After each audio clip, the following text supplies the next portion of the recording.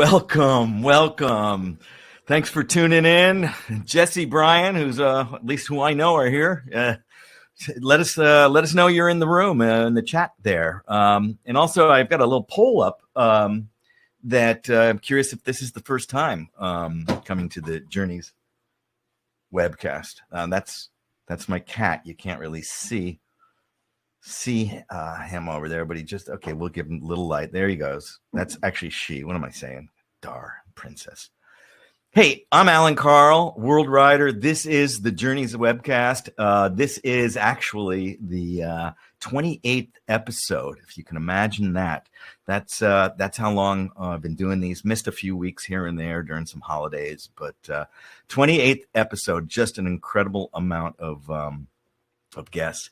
Hey, Patty, you're great for tuning in. You're coming in from Silver Star Mountain Ski and Bike Resort. Wow, up in BC. Is there snow? Anyway, and great, Karen. I like all you guys coming in. Hey, I just a couple bit of business before we get into talking with Ryan. The first thing is, for those of you, if this is not your first webcast, you know that I got kind of struck with an episode of Vertigo back in June, and I've been battling this little enemy for as long as we've been battling the coronavirus, right?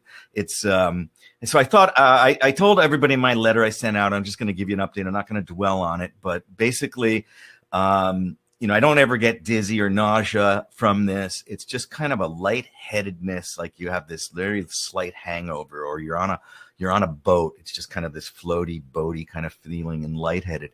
And though I have to say that I do kind of see the light at the end of the tunnel, because you have good days and you have bad days. I have good days. I have bad days. Today's a pretty good day because I'm hanging out with you guys, and I get to hang out with Ryan, but.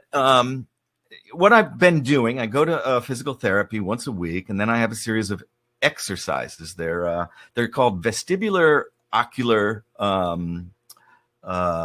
reflex exercises. So you're trying to get the brain to readjust to some damage that's in my right vestibular nerve in the right ear, and you have to do things like gaze stabilization exercises. And I don't mean to be boring you with this stuff, but I am living with it. And for a guy who spends a lot of time traveling around the world on a motorcycle, having balance issues is not a good idea.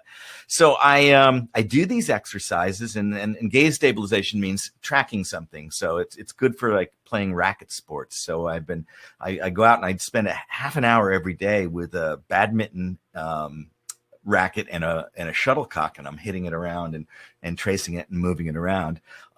There's a series of other things I won't bore you with, but it takes time to rewire the brain, and I'm hopeful that with these seem to be having more good days than bad days, this thing is going to be I'm going to turn the corner on it. It's just very frustrating when you wake up and after having a series of good days, you have a really bad day, and it just can be a little bit depressing, not wanting to get out of bed. Of course, you got cats cuddling me at the time. So it's like, ugh. So that's the little bit of the Vertigo update. Patty is telling me that, yes, lots of snow, downhill and cross country, both open, all natural snow. Skiway is right behind your house. Well, that sounds so great. I didn't get any day skiing in last year. The year before I got quite a few in, but last year I didn't, and I'm not sure how this year's looking here in the States, but very cool. Thanks for tuning in. The second thing I wanted to say is when I send out my letter, I do this webcast as a passion project. It's something to give me a little bit of purpose during stay-at-home lockdown craziness COVID world. But I do want to just do a little pitch this time. It's the holiday season, and for those of you who don't know, I'm the author of Forks. It's a quest for culture, cuisine, and connection. It's a nearly 300-page book of a journey of 3 years I took around the world, covered in photographs, stories of connecting with people, and there is at least one recipe from each of those countries, kind of the national dish. It's a coffee table book. It's available in hardcover. That was the first one. Now it's in soft cover, and and you can buy them on Amazon, of course, all the time. That's what people mostly do. I have a little shop in my website. I'm going to give a 25% discount. So this book's usually $50. That takes it down to $35. The soft cover is usually $30, and it goes down to $22.50. So anything on that store, there's not a lot of things. I don't sell a lot of things. This book was a passion project too, and it's in its 4th printing. So it hit a bestseller, and I'm very, very humbled by it. It's been out about 4 years now, and so this year's the first time I've ever, gotten the way to figure out how to put it up there and sell it at a discount with the coupon code. It's Holiday 2020. I'll put that up in the offer column. Let's see. Can I do this? Have I figured this out? Okay, we can do that. So, if you want a book, I sign them all personally. I package them. I send them. I take them to the post office all personally. So if you want one for somebody for holiday, it's great for a brother, an uncle, a father, a mother, your good friend, just anybody that is either into travel, cooking, or motorcycling. It's kind of got all those things going on for it. So anyway, that's my holiday promo, 20% off anything in the store, which also includes, what did I do? I've actually got greeting cards from some of the iconic photos in the book. This is a package of 12 cards. You get 3 each of 4 images. They're available. There's some photo cards in there. So that's mostly what we've got. Anything on the store, 25% off. If you're watching this on the YouTube replay, there's a link in the description below. I'm going to hold this offer, Holiday 2020, until New Year's, till January 1st. So, but if you want something for Christmas, get the order in quicker so I can make sure you get it, because who knows with the post office these days. That's how I send them out. But anyway, that's the latest on that. Now, Karen, you've got the book. Thank you. Very nice. I appreciate you supporting that effort, that book. So very cool. So here's the little thing. So, I've got Ryan Pyle on, but he's in Dubai in the United Arab Emirates, and it is right now there 3 a.m. So actually, he's not going to be live with us today. I actually did this interview with him this morning at about 9 o'clock here in California. So this is not, I'm live right here. This is, I'm here right here, and I'm going to stay on and interact with you guys and chat if you have questions, for sure. It was a fantastic conversation. He's got just an incredible story. There's some great video and photography we're going to show on this. So I'm just going to go ahead and cue that up. And if you're just tuning in, I'm Alan Carl. This is the Journeys Webcast. Let us know. It looks like most of you, wow, fantastic. Most of you have all been watching one of my webcasts in the past. So I thank you. I'm humbled by the great response I get on these interviews, and we've had such a great collection of guests from every place in the world, and from any field: musicians, chefs, winemakers, motorcycle travelers, and TV hosts, and now with Ryan Pyle. By the way, this is he was on the 4th episode. This was back in April or May is when he first appeared on the Journeys Webcast. So this is an encore performance with him. And so with all that ado, let's just get into this. And okay, it's Monday, and everyone knows this is my favorite day. I get to do this Journeys Webcast. This is so awesome. Ryan Pyle's dialing in from Dubai. It's 3 a.m. there right now, so this really isn't live. So so it's not really 3 a.m. Ryan, welcome back to the webcast. You are the only encore performer here on the Journeys Webcast. I'm telling you, thank you very much. You were the 4th guest I had. When I just started this idea, it was a whim. I thought we'd just get travelers, musicians, chefs, vintners, TV hosts, and at the beginning, I didn't know. Nobody knew where this pandemic would take us. No one knew what the reality of a life of adventure and discovery in the time of Corona would lead us. But now it seems like we are going in circles because now you're back, but it's a great thing. Welcome back. Thank you for having me, and thank you for having me a second time. I am honored.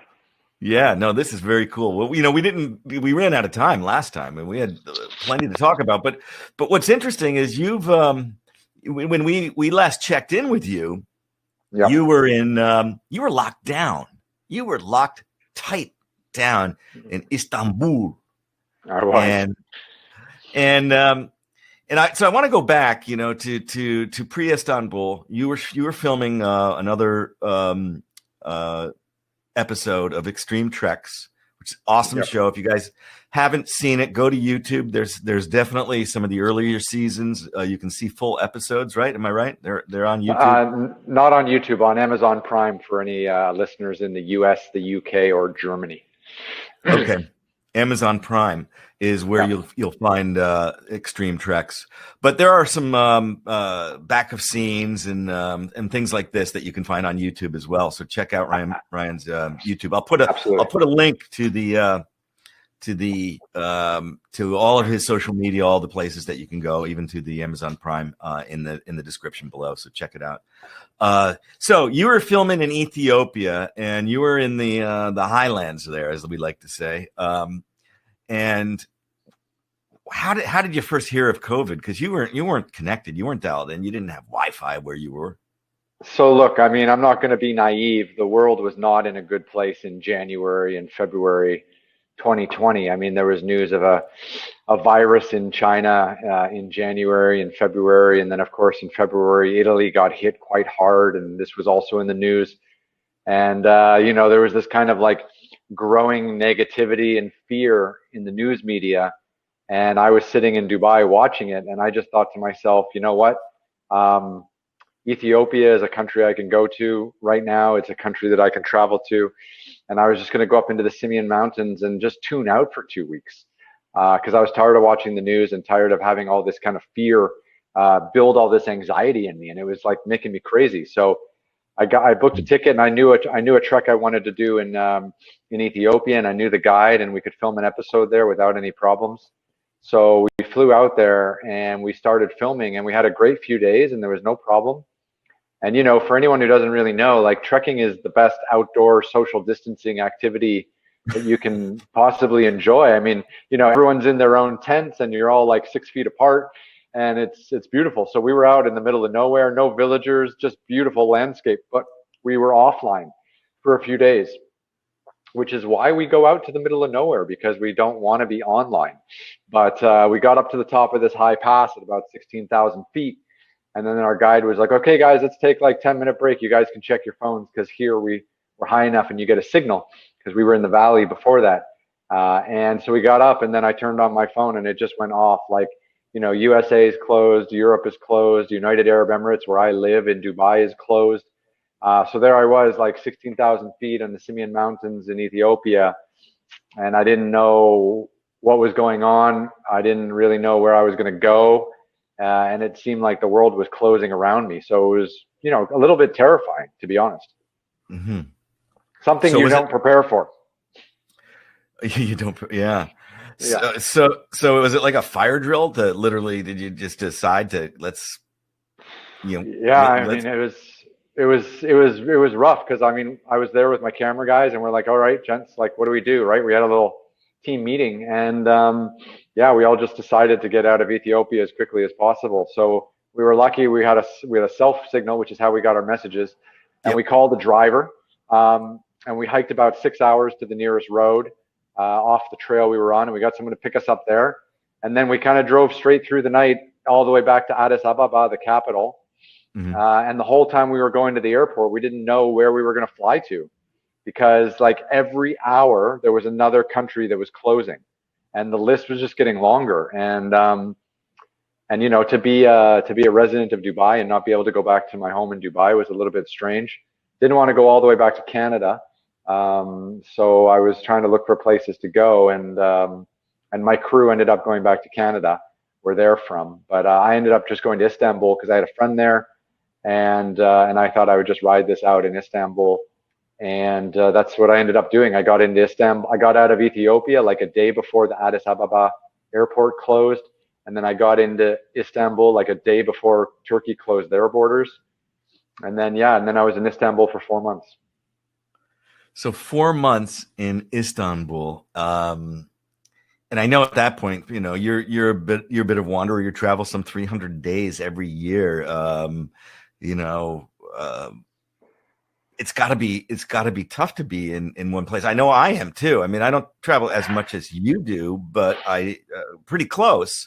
And you know, but at least I'm here. I'm at home. I've got a bit of comfort, even though sometimes my comfort is away, and coming back home is kind of a returning, a warming, a thing like this that brings a little bit of peace. But part of that is being away, so you have the opportunity to go home.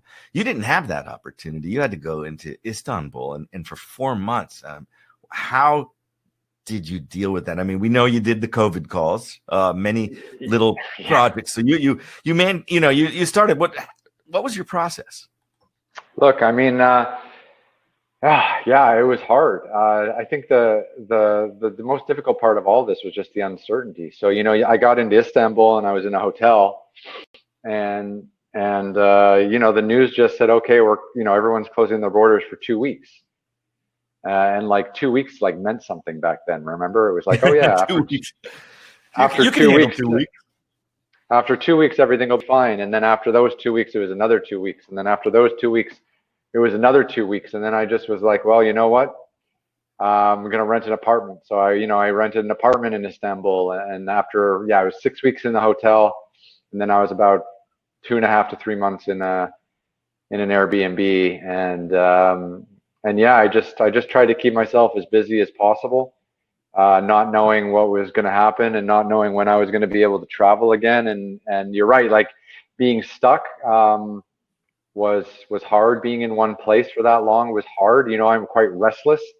I have a great job, but it's by design. Like I love to travel. My job is to travel, and that was always the goal. So sitting around is hard. And as beautiful as Istanbul was, it wasn't the normal Istanbul. You know, it was all closed up. It was a ghost town. I would go out for groceries some days and be the only one on the street.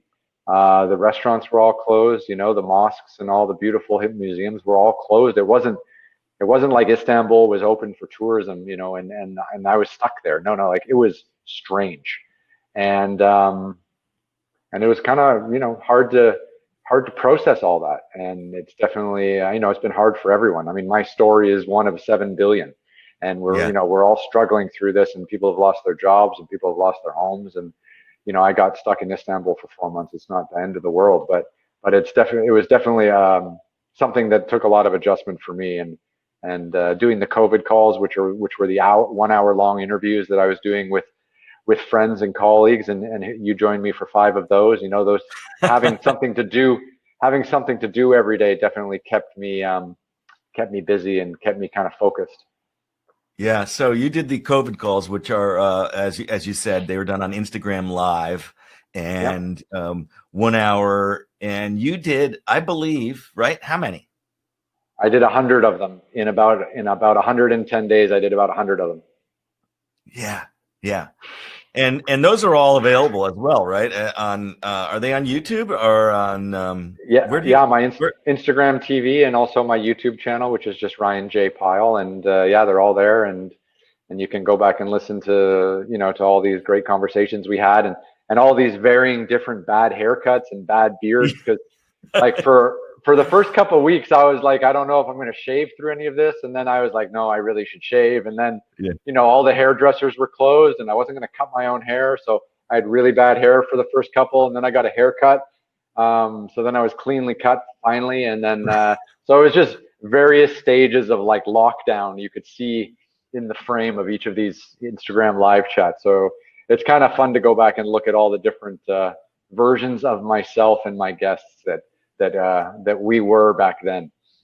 It's interesting because it is a little bit of a peek into history. It's a look at where you could go and look at back at each of those 110 days. 100 of those with these conversations, with these. You've had some legendary people. You had Joe Rust on, who's actually been on the Journeys webcast here, and right, she's amazing. You've had other travelers, other TV folks, other motorcyclists. I mean, just a real wide range of people. So I got an email from a friend yesterday, just a random, sometimes you get these random things. Somebody sends you a link to an article. And this was an article, I don't know whether it was in Nat Geo or something, but it was about what journaling and how journaling, by keeping a diary, if you will, a journal, keeping a journal is a healthy thing to do no matter what. But during COVID, the point of the article, it was saying, either it's if you had a journal in the past but you let it go, this is a great time to restart it, and if not, it's a perfect time to start a new one. And I think the COVID calls are a bit of a journal, right? I mean, they're a video journal. Yeah. I mean, I don't know. The only thing I know how to do is make television, and I just made my own talk show basically, and I called on all my friends to just hang out with me for an hour every day. So I had something to do other than just drink. I mean, there's plenty of that going on.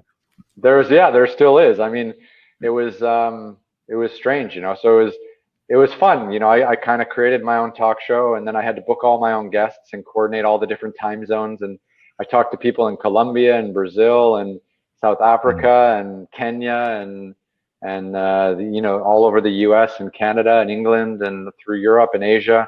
So we tried to have as diverse a crew as we could. And I just produced my own little talk show on my social media, and was thankful to everyone that gave me time and kind of helped me get through that, because those calls, that was something I woke up looking forward to every day. And without that, I think that my time would have been a lot darker. Your time might have been darker, and you might not have had. You've been more like me, maybe not had any hair, because you would have pulled it all out by then. Yeah. So, 4 months, you take care of business and your mental stability, if you will. At some point, I'm a mess, maybe. Yeah, maybe. Right. Yeah. I'll tell you. I look strong on the outside, Alan. I look strong on the outside. You look well. Yeah. Some days, man. Some days. Some days. I mean, come on. Trekking 6 hours to get to the nearest road. I mean, that's a harsh exterior right there. But Sure. Yeah, inside it sometimes can be a bit challenging. That's always good to check in with yourself too, right? And ask yourself how am I doing? Have a conversation with yourself, and it's okay. Yeah, and it's okay to be like, I'm not doing great. Like that's a totally acceptable response. It is absolutely, and if it's not, then take that conversation externally to your friends and talk about it. There's nothing better and more therapeutic than just talking. And as we started this show when we were in the green room, you and I were talkers. We can talk, but do we ever, to get a little bit deeper in that and check in with yourself and check in with others? How's everyone else doing? Yeah. So how did it?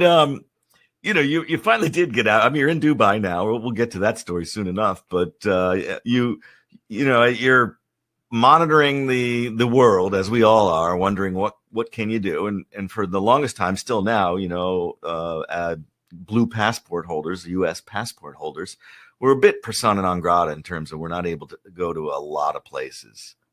We can't travel without some sort of really harsh quarantine or having to prove tests and being locked in somewhere.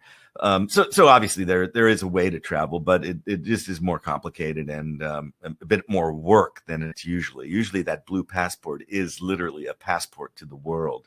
But now not so much so. How did you finally hear and figure out, wow, I've got an exit. I can see the door is opened. I can leave Istanbul. How did that all come about? So it was about May when I started to realize like the EU is probably going to try to get back to normal first, because Europe, the European Union, which is a union of 26 states where you can travel freely between all of the countries. I mean that freedom of travel within those European Union members is something that is core to that belief of the European Union. So I just thought to myself that they're going to be the ones that are going to allow travel within the European Union, those European states first. And I figured that out in May. And then what I did was I started lining up some film shoots for the summer in Europe, because if I could somehow get from Istanbul into Europe, then I could film, and then I could drive everywhere and I wouldn't have to fly, and then it would be quote unquote maybe safer or easier. Mm-hmm. And was traveling safe? I don't know. Was filming safe? I don't know, but it's all I know how to do. I run a production company. I have 7 people that work for me. We were all not working, not making any money. I mean, I felt a huge responsibility to put my guys back to work. And it looked like Europe was going to open up again, and people were going to kind of get back to their normal way of life in the summer. And actually that is kind of what happened. So there was the European Union opened up an official website called reopeneurope.eu. And it was a map of Europe, and they had like green, yellow, and red, and they had all these color coordinations for like who could go where, how, and why. And I remember that on July 13th, Slovenia opened up their borders to tourists from Turkey. And on July 15th at 7 a.m., I was on a flight from Istanbul to Ljubljana, Slovenia.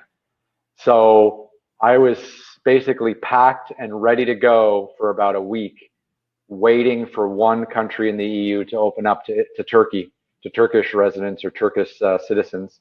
And then when it did, I got on that plane. And then when I got to Ljubljana, I had to take a COVID test before I could, travel around. And I did. I did the nose test. Yep. And I was negative. And then from Slovenia, I traveled to Italy and then into Switzerland. And then I waited about a week or so. And then my crew from Canada came into Switzerland, because Canada was a safe country and my guys could travel from Canada into Switzerland. And then we spent 4 weeks in Switzerland filming. And then we spent 2 weeks in Poland filming. We drove from Switzerland to Poland. And then we went to Heidelberg, Germany, and filmed in Germany for 2 weeks. And then we went down to Valletta in Malta and filmed for 2 weeks. And then we went to Dubrovnik, Croatia, and filmed for 2 weeks. And then we went to Kotar, Montenegro, and filmed for 2 weeks. And that was kind of 4 months of just straight filming. And during that time, like social distancing, yes. Wearing masks when you're indoors, yes. But you didn't have to wear masks on the street. And life was kind of almost normal, which was obviously very different than what the United States was going through at that time. But we were working with the tourism bureaus of all these countries, and they were very excited we were coming, and they advised us as to what the public health law was at that time, which is much different than it is now, because Europe is like on full lockdown now as we're heading back into winter. But in the summer, everyone was outside and it was nice. And, we were keeping our distances. We were washing our hands all the time. We weren't shaking hands. We were fist bumping. We were trying to shoot everything outside as much as possible. We had non-essential crew like around, staying far away. Like we just tried to do the best we could and just learn how to film under these conditions. And none of my crew got sick, and we were still in touch with everyone we filmed with, over that 4 months, and everyone has stayed healthy since then. And I don't know if we just got lucky or we just figured out like how to work in this new environment, which is terrifying and also difficult, but you can't just stop. I think anyways, we kind of all have to get on with whatever we need to get on with. So I felt like we tried to do that and tried to just do the best we could. And then by the time we got to Kotar, Montenegro in November, everything had caught up with us. So, in Montenegro, everyone was wearing masks in the street, which was a public public health mandate, and we were also wearing masks in the street. And then it just got too hard to film, and we couldn't do anything indoors. We couldn't do anything outdoors.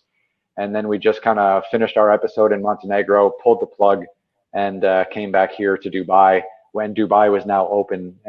So Dubai is still a very easy place to travel to. You had to take a COVID test before getting on the airplane to Dubai. So in Montenegro, we had to do another PCR test up the nose, my crew and I, and then we were all negative, and then we were able to get on the plane and then come back here to Dubai. So that's where we are now. Yeah, and I've been here in Dubai for 4 weeks. I've lived in Dubai for 3 years. I've never been in Dubai for more than about 7 days in a row. I've now been here for 4 weeks straight, which is an all-time record for me. And I'm looking at months ahead because I don't see January, February, March being any better than where we are today for travel, global travel, or just the kind of happiness of being somewhere else. I think it's going to be a pretty rough winter for everyone in the Northern Hemisphere. Yeah. That doesn't sound good. But it sounds just a feeling. I'm not a global health expert, but just talking with people who pay me to make television, and no one is very optimistic about Q1. Yeah. I mean, the big news here yesterday, of course, splattering the TV screens and the social media, is the FedEx and UPS airplanes and trucks with the Pfizer vaccine going out to distribution centers throughout the country. They've split the country into two halves.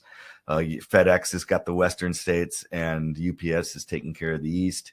And that vaccine's going out. But there's I can't remember the number, but it's a piddly number of vaccines for right now. And in terms of that, but there for people like me, I probably won't have access to a vaccine until the summer. Until after summer solstice. And then you have the you've got a lot of people, a lot of wacky however people think. I can't get into people's brains who are afraid of vaccine, and they may have some valid fears for that. But if you trust the science, the scientists, and the strenuous testing and analytics that they've done in looking at this, you have to be like anything. Like when you decide to film a show and you're going into Ethiopia, or you're doing Uzbekistan or wherever, you doing a risk assessment, and you always there's always risk, right? There's always risk, but you have to understand, is the reward greater than the risk, and do that. I think that's the vaccine. So in order to get this planet free of this nasty little enemy, it's going to take a lot of people to get vaccinated, and that, just thinking that, never mind on just the U.S., 350 million people or so. Look at that on a global scale. So huge. Huge. Hey, thing I'm most fearful about, Alan, is I've been vaccinated for yellow fever, and because sometimes when you have to travel, you have to show a yellow fever vaccination certificate. I've got mine. I've been vaccinated for polio and all the other things that you have to get vaccinated for. But the thing that scares me at the moment is this kind of this heavily politicized vaccination agenda that's going around. And my biggest fear for travelers like me and you is, and for anyone else out there, is maybe there's going to be a situation where you're not allowed to go to China unless you take the China vaccine, or you're not allowed to go to Russia unless you take the Russian vaccine, or you're not allowed to go to the U.S. unless you take the Pfizer vaccine. And I feel like, are we all going to accept the fact that all these vaccines are equal and one vaccine is good enough to travel? Or are we all going to have to take multiple vaccines to satisfy all these governments that have funded all these vaccines, in which case travel isn't actually going to be any better? So I'm a little bit nervous about how this is rolling out. vaccinations are important and science definitely rules the day, but politics is muddying the water. And for travelers who have to deal with different regimes and these politicians playing to national agendas, it's a bit terrifying. Yeah, that notion. I mean, the notion of a requirement of something like a yellow fever card or certificate. I talked about this in one of my early patio stories back in probably May or June about that. That's what I saw. Except it would be probably a digital barcode on your phone. Kind of proof of vaccination, and that's a very interesting point that governments could politicize this and say, sorry, we don't accept that vaccine. You can't come in, and $250 you can have ours. Give me your arm, and that's terrifying. It's terrifying, and it's the first time we've ever had to deal with this, and I mean, I don't think it's going to be the last time either. I think we'll see something like this maybe regularly, because I feel like maybe this is our new normal somehow, and if it is, it's definitely putting a dark shadow around traveling, because traveling is definitely no longer sexy or fun at the moment. And I hope hopefully some stage in 2021 it can be back to making every sense in your body tingle again the way it did in 2019. Yeah, nobody wants to. I've never been one who lives my life with fear hovering over me of anything. Sure. And I wouldn't want that, to have travel bring that kind of environment, that heavy cloud of fear hanging over me or any would-be traveler adventure, because that takes away why we love to travel. I mean, people used to, they call me crazy. You're going where? Why would you go there? Aren't you afraid? Yeah. I mean, how many times have you heard that before? And no, I don't want to think of that at all. No, and now, Alan, I mean, now we have to think about, now we live in a world where we have to think about, okay, I'm going to be going to Croatia for 2 weeks to film.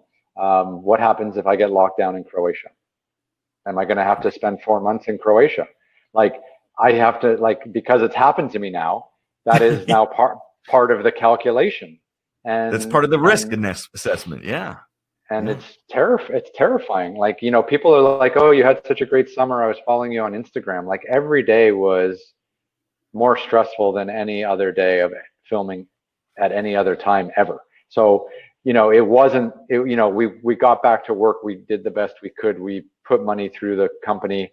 We got my guys back to work. We told great stories. We met amazing people, but at no stage was it like, this is amazing, we're back. No, it was like, this is terrible. And if this is the future of television making, I don't know how it's going to play out, but we're here and we're going to do the best job we can. I mean, we were kind of limping our way through the most challenging situation we've kind of ever been in. And Instagram doesn't show that. Like, we're not there to, to talk about every struggle we come through. That's why I catch up with my friends, and that's why I'm always excited to be able to sit down and chat with you. But it's ruthless. It's brutal out there, man. And and it's not fun. It's the Instagram is, and to a degree Facebook, right, is this people's lives are curated, not even pre-pandemic. I mean, it's just it doesn't give you a good lens into what's going on in somebody's life, because it's filtered and curated, for sure. So I know I was curious about that flight, from Istanbul to Ljubljana. One of my favorite little cities in Europe. Beautiful city. So, it's so cool. How was that flight? How many people were on that flight, and how was it dealing with and getting a test, there as you got off the plane? So going to the airport in Istanbul was kind of terrifying, because I hadn't been to an airport in 4 months, and I hadn't been in a taxi in 4 months. Like, I was at a hotel, and I walked to the grocery store every day, and I walked to the pharmacy. you know, and then I rented an apartment, and I walked to the grocery store and the pharmacy, and I wasn't in a taxi. I didn't take any public transport for like 4 months. And then you get to the airport, and everyone's kind of like next to you, and like people aren't social distancing, and like I found it really claustrophobic. And of course I had a kitten with me, because I rescued a kitten in Istanbul, for anyone who wasn't following, and Whiskey. So, you know, I had to get Whiskey's vaccinations, and I had to get him a pet passport. And so he was with me in the airport, and he was asleep, so he was fine. But yeah, it was just kind of confusing and terrifying. And then, you know, working at an airport is really hard. Working at an airport during the time of COVID is very, very hard. And, you know, these people are under a lot of stress.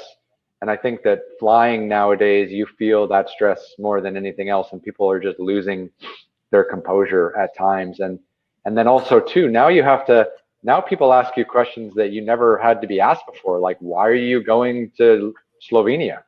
And I'm like, why not? Or, you know, are you a resident there? No. Do you have work there? No. So, oh, wait 1 second. Thought I was going to sneeze. And then, so now you just get peppered with all these questions, because just going somewhere isn't really allowed anymore. And then when you land and you don't have a passport from that country, you get treated like, you know, you're a viral contamination waiting to destroy the whole country. And so they, like, you know, we didn't have European passports, and we weren't from Slovenia. So they were like, when we landed, they were like, why are you here? And blah, blah, blah. And we had to fill out this form saying we would be tested within 48 hours of landing, and we would stay, you know, quarantined until then. And then they didn't tell us where we could go to get a COVID, you know, test. And there wasn't any test at the airport. So I went to the hotel, and then I had to like find a place that could get a test. And we went there, and, you know, €95 to get a test. You know, results emailed the next day. So it was so stressful. Wow. And, you know, like, was it worth it? Yes, because then I got to move around, and I got to get back to work and everything like that. But it wasn't an elegant or fun process at all. And again, like, you know, that was in July when things were just starting to open up. So that was a pretty raw experience. And I guess the plane maybe had 20 people on it.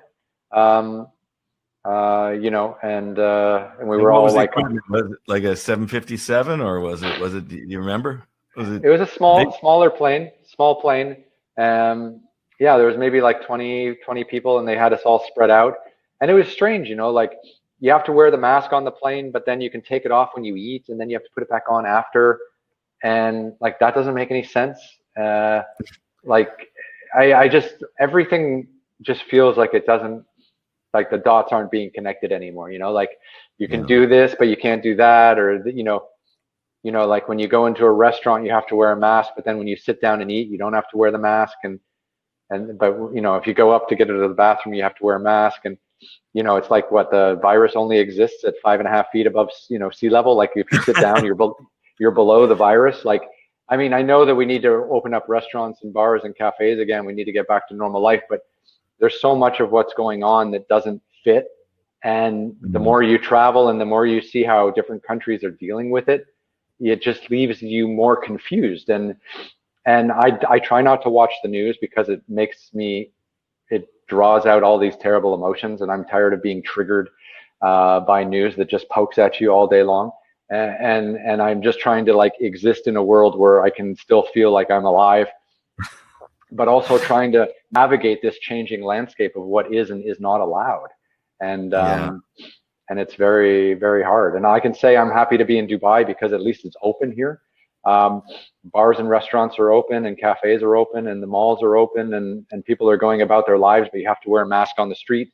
You have to wear a mask indoors. So the moment you leave your house in the morning, you pretty much have to wear a mask all day. And then you come home at night and you take it off. And it's not comfortable, but I guess it's helpful. And you just try to, you know, like, I don't know anything about this, so I'm just trying to do whatever the public health officials tell you to do. And And that's different, but that's different everywhere. And it doesn't always make sense why it's this way and not this way for everything, I guess, is the real point I'm trying to get at. Yeah.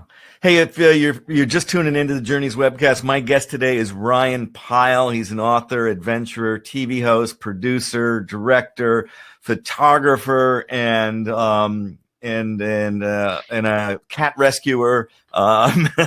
He's a nomad, all kinds of things. Very excited to have him back for an encore performance. He was in the original fourth episode. So if you want to hear more and see more of the exciting work, we're going to show a little bit too here, but go back and see the original conversation. Yeah, coming back to that, the navigating the rules. We're having what they say in the U.S. is a surge on top of a surge, and it's crazy. If you looked at a map of our country, we every day we're losing more people than we lost in 9/11, and almost more than World War II.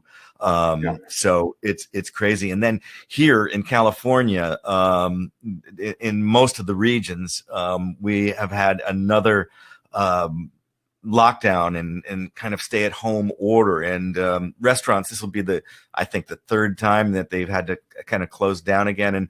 And even right here in my home community, there are some restaurant owners that are defiant and they're opening anyway. There's not a lot of enforcement in this. So when we talk about navigating the regulations and the rules, enforcement becomes one of those questions. How do they do it? What do you do? I mean, you just slap people with fines. Who's doing it? And so it is always troubling to make those to do those risk assessments that we've been talking about here as a business owner. I mean, I know there's going to be so many small businesses that will not come back here in the U.S. and around the world, and they say that the only ones that are really are going to come out stronger and better are the big businesses. And the rich people are going to get richer, and the poor people are going to get poorer, and the middle class are going to get crushed, and the small businesses are just getting devastated. And you know what? Like, I don't mean to sound selfish, but this is my world, and this is all I know. So I'm just going to talk about what I know. Mm-hmm. But my friends in film and television have all been destroyed by this, because being employed in film and television is really hard when everything is going well.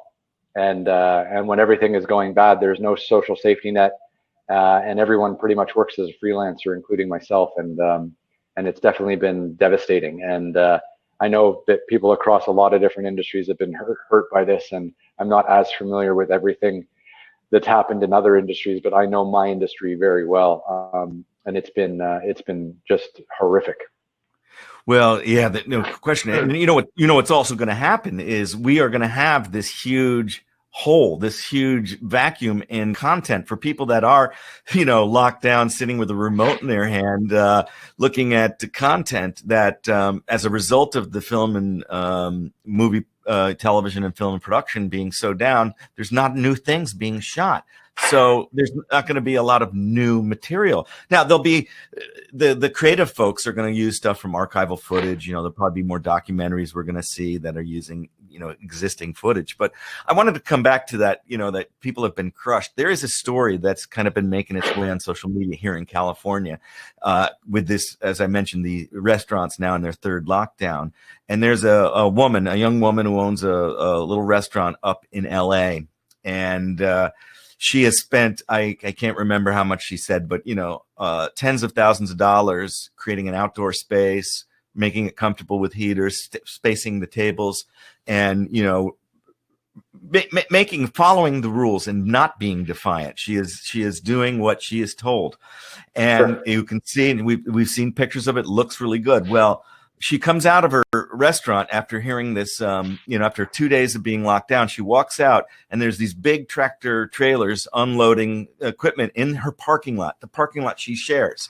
And in that parking lot, they start putting up tents and tables, and it's a movie production company. And that movie production company is allowed now to go ahead and cater its crew in the parking lot across from where she's already got her tables, but she can't serve customers there. So in some cases that that class system. It seems that, as you said, the dots aren't aligning. This poor woman isn't doing, but this, big TV production company, sure, we're going to be able to film and take care of our crew and cater them. But yet you go back in there and lock that door. Yeah, it's strange. And this isn't just happening in the United States. I can tell you this is happening kind of around the world, and it just doesn't make any sense. Yeah. And I guess before the powers that be want to destroy everyone economically or destroy everyone's livelihood, it'd be good if it was really well thought out. And I feel like some of the responses to what's going on have been challenging to listen to, and challenging to fully kind of gauge, because you can't print money for everyone all the time. You can't just give everyone in the United States, $5,000 a month and just tell them to hold on tight for 2 years. That doesn't really help No. the long-term viability. So, it's really a tough one. The people who are governing are going through something that's pretty rough at the moment, and the rest of us are all just flailing in the wind of opinion. It's a bit of whack-a-mole, as the expression goes. It seems we're just band-aiding and taking a very just tactical approach to this. It's just whatever we can do now, as opposed to taking a holistic, strategic look at this and doing, like you said, just thinking it through. And when people won't talk to each other for whatever reason, that gets difficult. So anyway, I want to talk about something a little bit more positive for a second here. Thank God. Okay. Sorry. we went off in a fucking terrible tangent there, but But no, it's hey, but when I had you on the show, you had just within a week had rescued this little kitten, right?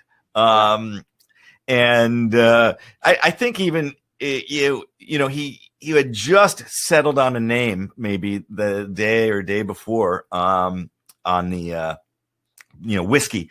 But I want to show a couple photos first, and then I want to talk about how we did talk a little bit in our last time, but here we go. Just look at this. This is from our last webcast, right, where whiskey was weeks old here. And then there, whiskey just taking a little bit of a nap on your shoulder in this shot. So this is good. So, whether it's, I want to be on the webcast. No, I'm just going to chill for a bit. Now look at Whiskey now. Hey, Whiskey. Hi, Whisk. Let me get that. Hold on here. We're going to do this. Let's see, Whiskey. Come on. Oh, he's wow. A beast. Yeah. And he doesn't fit on my shoulder anymore. Look at the size of this guy. Oh my God. You're Oh, so you heard this cat crying outside your apartment for days in Istanbul, and eventually you said, "I can't handle this." You had to feed that with a bottle. I mean, you were feeding it on the webcast too with the bottle. Now look at him. Yeah, he's big and tough now. Yeah, and he just woke up, so he's not loving me. Yeah, he's like, why did you wake me up, Daddy? Yeah, and he doesn't like all the lights.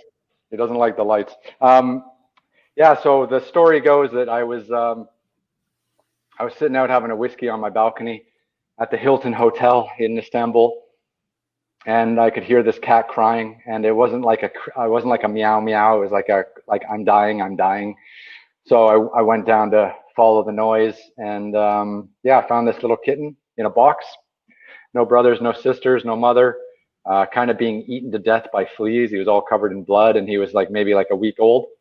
So I grabbed him, and he was literally in the palm of my hand. Cleaned him up and had to bottle feed him for a couple weeks before he could eat solid food. And I took him to a vet 2 days after I found him.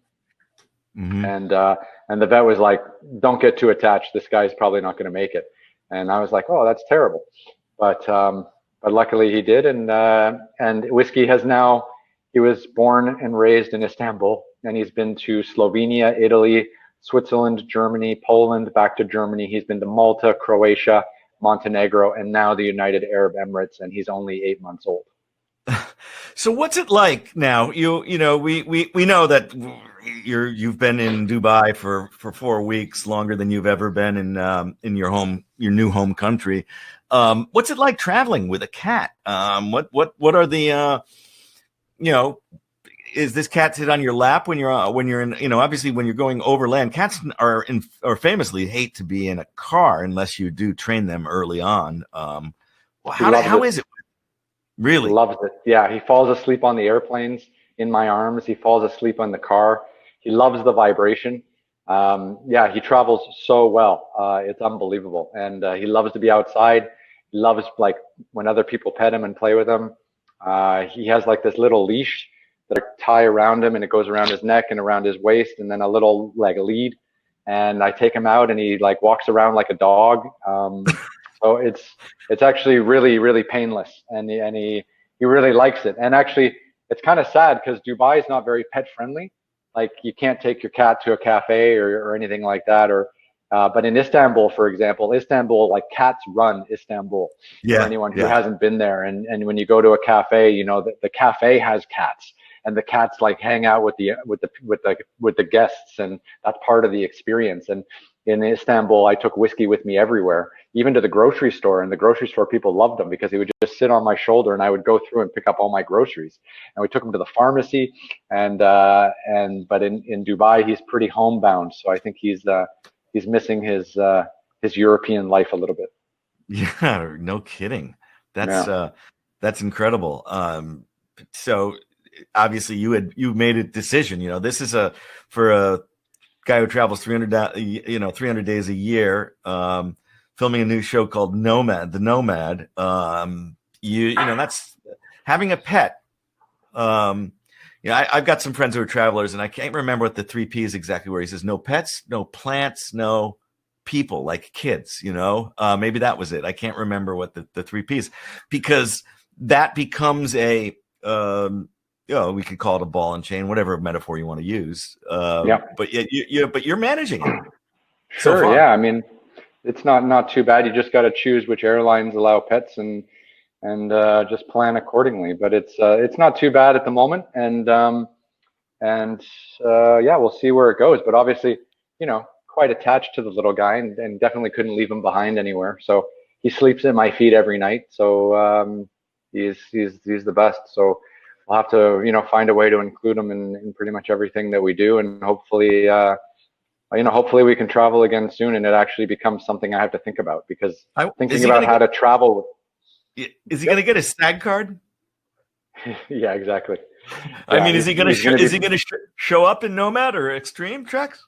No, I don't think so. No, he just plays behind the scenes quite well. But he's always around. He's become very much a film crew cat.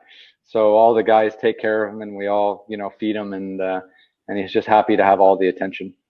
Okay, so he'll be in the making of, then, behind the scenes. He'll be in the. He's definitely he makes an appearance on Instagram quite often. So hopefully he's okay with that. But he definitely consumes my most popular Instagram posts. That's amazing. Hey, I'm going to show a quick video here about. I know that you went. When you finally got out of Ljubljana and you were traveling around, you decided to film another episode of Extreme Treks in Switzerland, and we'll talk about that on the other side. But I'm going to show your opening credits, your opening titles for season 3 here. All right. Out here,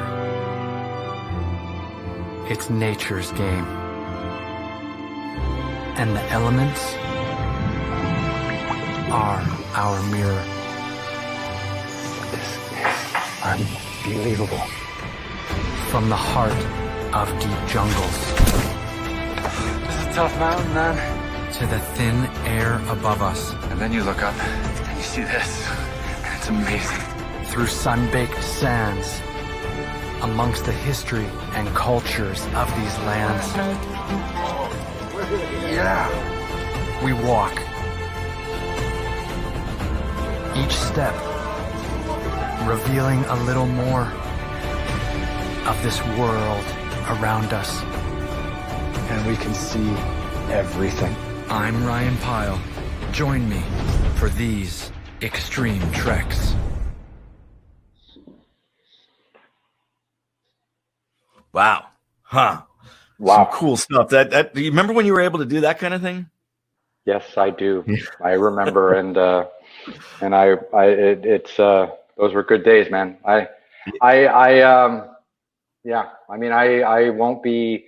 I'm not going to mix words. I lived a pretty exciting life up until about 8 months ago, and it's definitely been hard slowing down because I was one of these guys that really liked going 100 miles an hour to all these different places all the time, and slowing down has been definitely physically and mentally challenging. Mm-hmm. Let's talk about Switzerland and how that kind of, for a moment there, I think you felt like, wow, wait a minute, I can actually do something. I can get back. I can jumpstart again. How did that come about, and what did you do? Let us know how that is, and then when we'll be able to see that. Yeah. So look, I mean, I make a show called Extreme Treks, and we were filming season 4 this year. We filmed in Myanmar in February. We filmed half an episode in Ethiopia in March before the world shut down. And then when I was in Istanbul, I just started to think, like, what can I film in Europe? Like, if I can get to Europe, what kind of, Extreme Treks episodes can we do in Europe? And I just thought to myself, Switzerland is amazing. It's not very rough. It's kind of like, luxury adventure.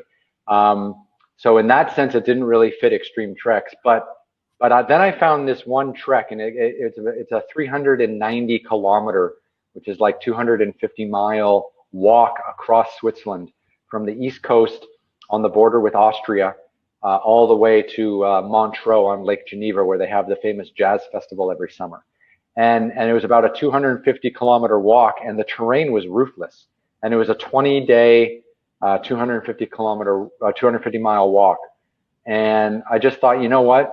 That's amazing. And I don't care if it's in Ethiopia or Switzerland, 250 miles is 250 miles.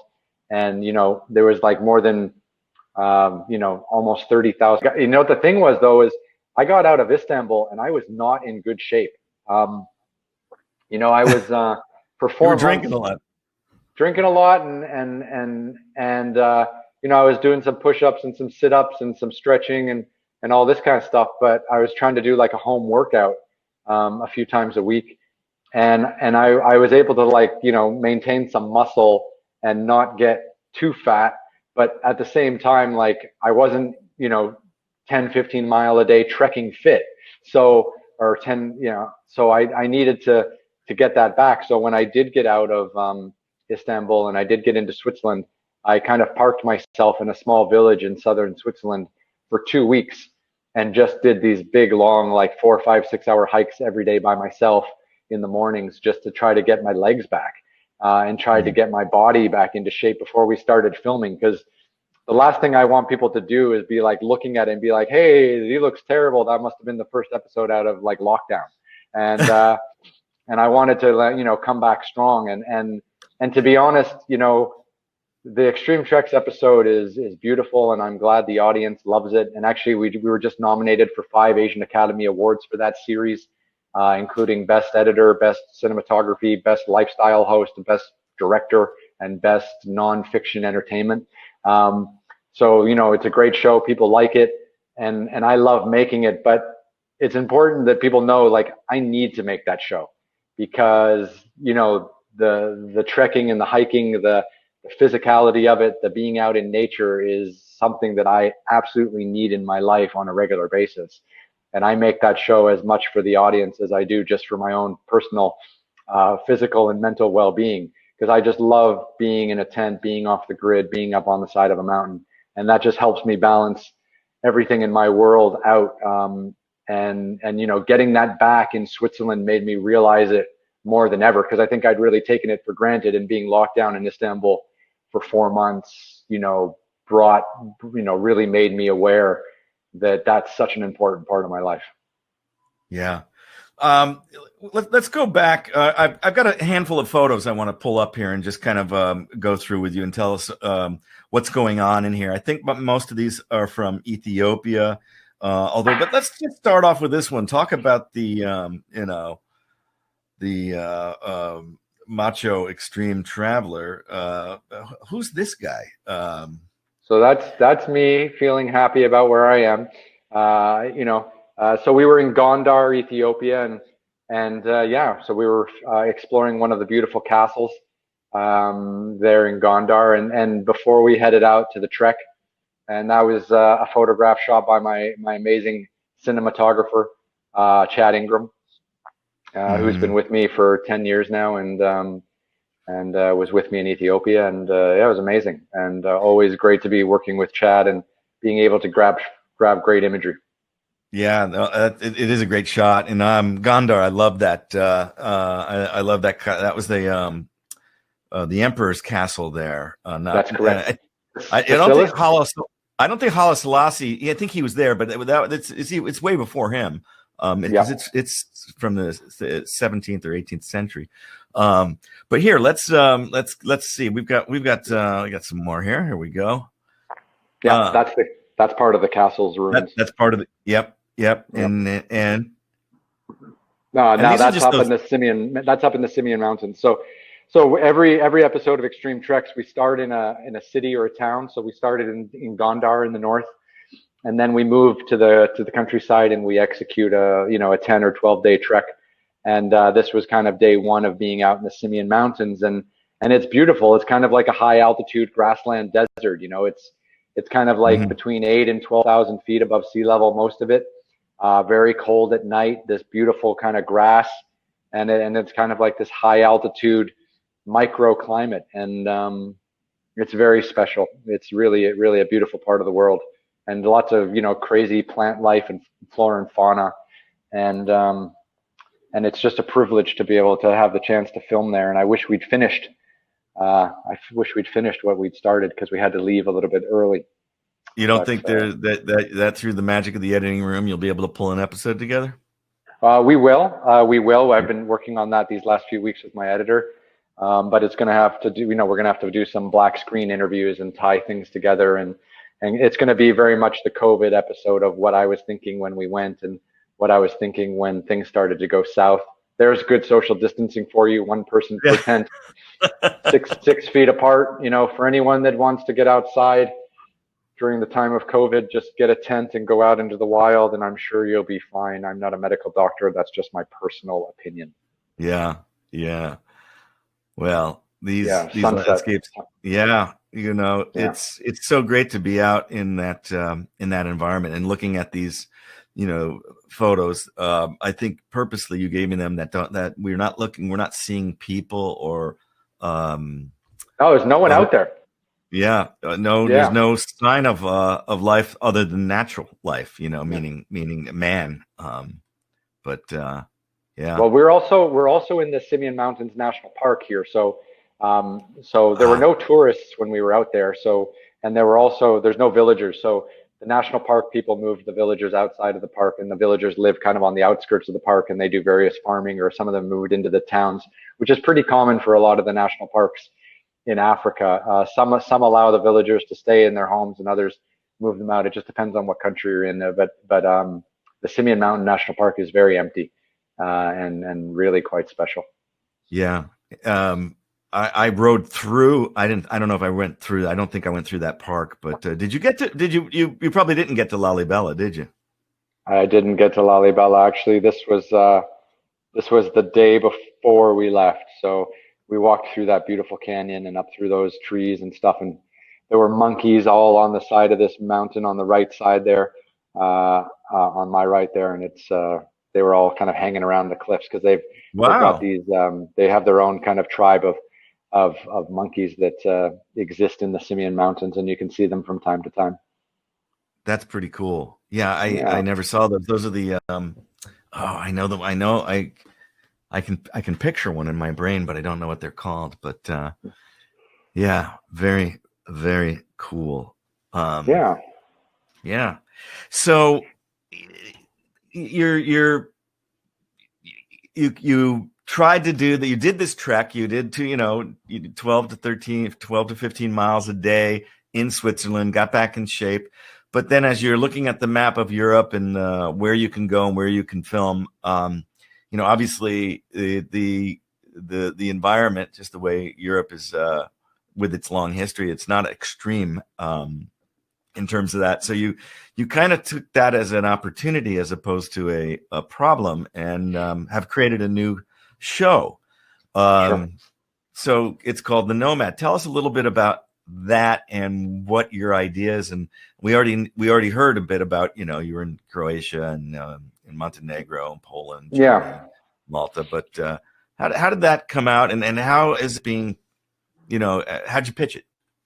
So, I mean, for those of you who don't know me, I travel a lot, and pre-COVID times, all the time, and I didn't have a home, so I still don't have a fixed home. I'm renting an apartment here in Dubai for a couple months, but I'm not here full time, and I wanted to make a TV show about what I do in between all the mountain adventures and trekking across the deserts and climbing the big peaks and stuff like that. So instead of going back home to Dubai and having like a home and being surrounded by all my things, I don't really have anything, and I didn't have a home. So I would go to really cool cities and just hang out with cool people. So my idea was, I would go to a place like Heidelberg, Germany, which is where we filmed the first episode of The Nomad. And, I would catch up with a Michelin star chef and his friend, the bartender, and, a lady who knows he's a famous artist and a musician.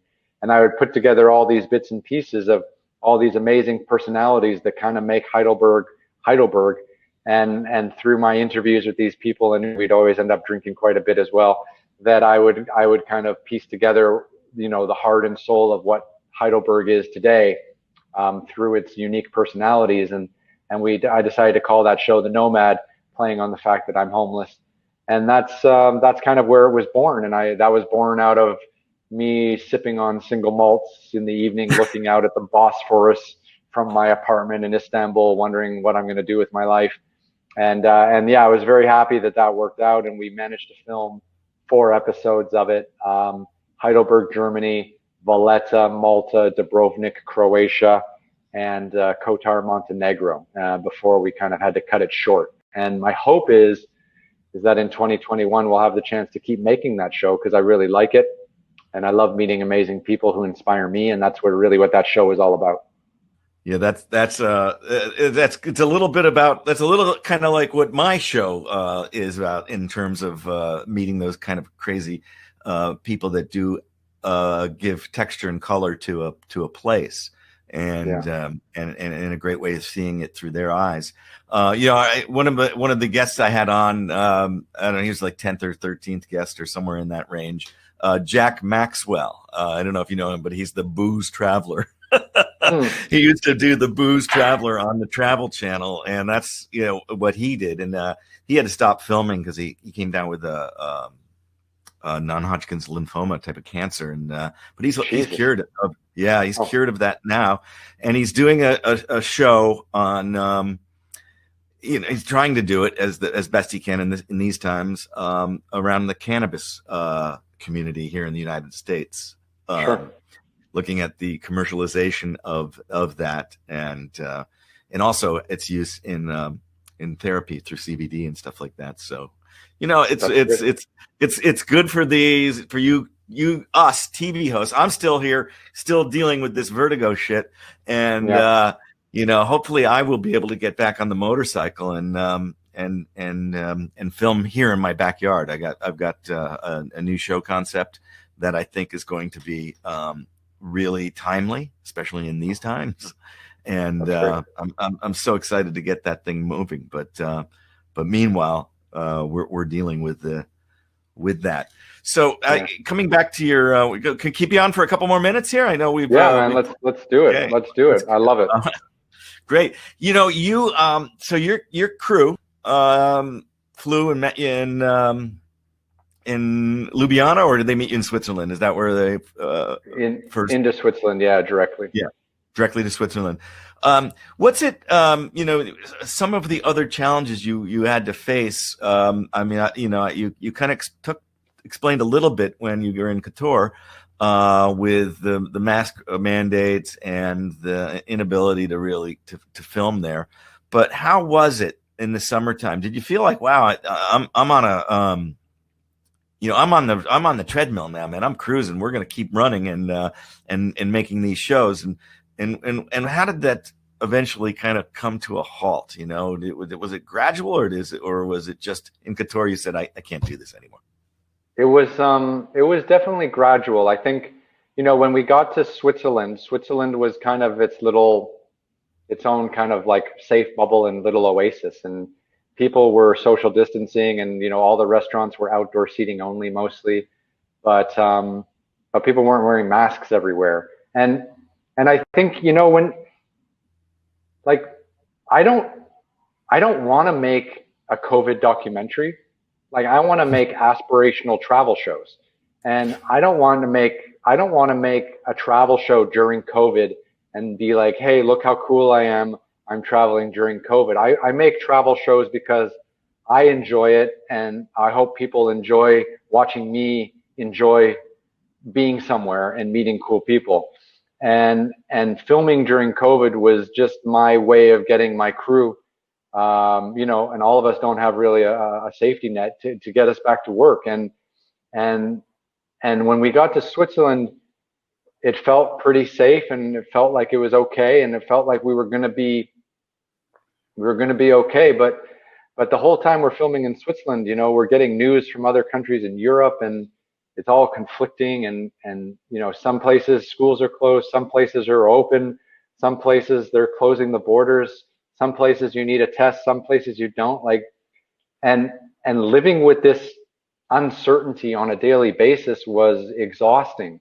And obviously I want my crew to be as safe as possible, and obviously I want anyone that we interact with on a daily basis to be as safe as possible, and it just became such a daily stress to all of us that it almost became not fun filming and traveling, which is crazy to even think that can be all said in the same sentence.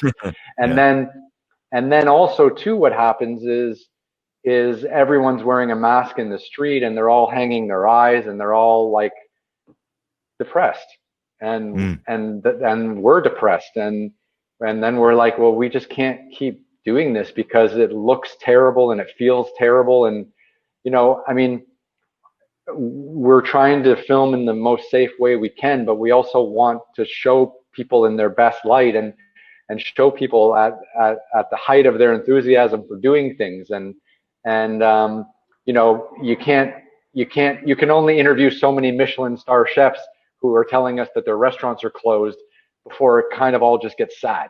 Or you can't meet this amazing man who's done who's like Montenegro's first Ironman triathlete, and he hosts the biggest sporting events in Montenegro, and all of his events for 2020 were canceled, and you can't have a really upbeat conversation and talk about how amazing this person is. So eventually the whole situation caught up with us, and everything just kind of became not fun, and the stories we became kind of negative, and everyone was kind of just jaded by everything, and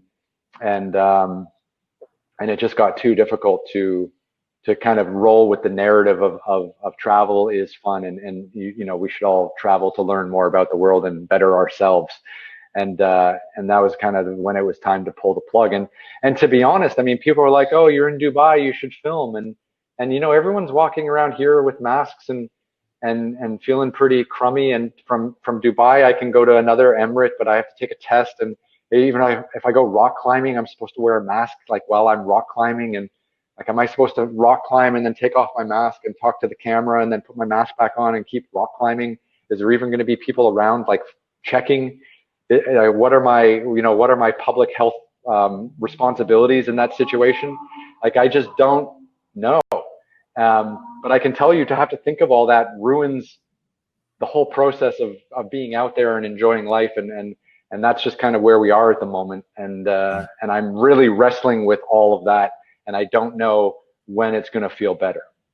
Yeah. Yeah, that emotional and heavy weighing is overhead. Yeah. It just Yeah. is. It can't help in the No, I mean, production of a show. I don't want to work for CNN and be like, I'm here and look, everyone's wearing masks and look, everyone's social. Like that's, I want to be like there and just be talking to you Yeah, like this. And I want that yeah, show to be timeless. And in 10 years, people can still watch it and be like, oh, that was nice when he went there and did that thing. And now, you know, that whole mood and that kind of joy is been sapped out of our world. And I don't know how quickly that's going to return, but I'm not interested in telling stories that are sad. There's already plenty of people doing that, and they do it very well, and they do it with much better budgets. And I'm not interested in competing. But when I can go back out and tell stories about traveling and about people who inspire me and do it in an aspirational way, I don't know how that's going to work well, anytime soon. we all need to now change our perspective a bit in terms of what is positive in these times. Just seeing people working the food banks, seeing people finding opportunity amidst the negativity of helping each other. There's a positive aspect to that, and perhaps as you're sitting in Dubai and out looking at whatever the Bosphorus version of Dubai is, looking out and thinking, God, how can I take this negative and turn it into positive? And what stories can we tell? And because I think about that, I think about the people that aren't getting saddled down with the weight, the baggage, the emotional overhead. But I wanted to go and talk a little bit since and not necessarily I want to talk in a positive and a negative way here a bit, but pre-COVID, when you were filming, we saw a little bit of extreme treks.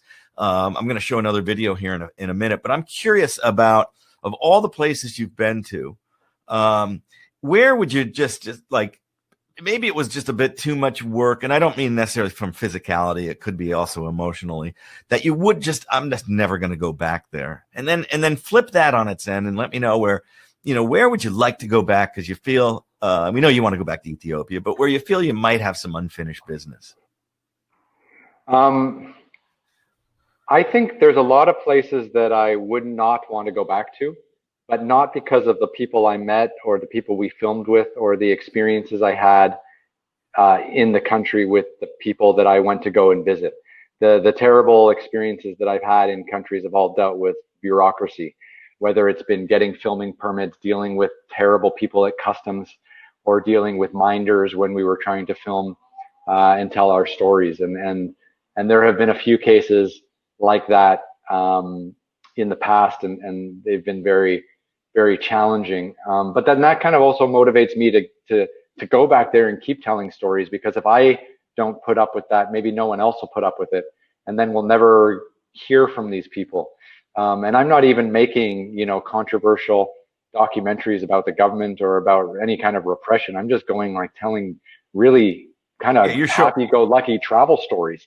And I'm still being faced with all this difficulty, which just makes no sense. But there have been a few places where that's played out in the Middle East or in Asia, where things have been a little bit more difficult than they should have been.